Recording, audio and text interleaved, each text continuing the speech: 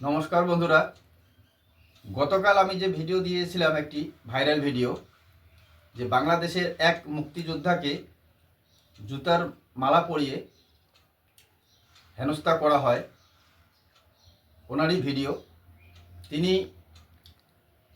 সূত্র মারফত যে খবর, তিনি কিন্তু এলাকা ছাড়াই হয়েছিলেন এবং এলাকা ছেড়ে তিনি নিজের বাসভবনে, যেখানে 8 বছর ধরে ছিলেন, সেখান থেকেই তিনি বললেন তাকে কিভাবে হেনস্থা করা হয়েছে।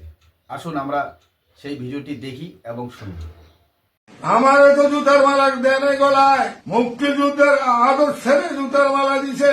সারা বাংলাদেশের মুক্তিযোদ্ধাদের গায়ে এই গলায় জুতার মালা দিয়েছে। আমি কোন দেশে আছি?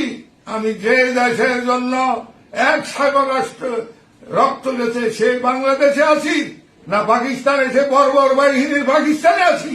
আমি এই সাংবাদিক ভাইদের প্রশ্ন করি।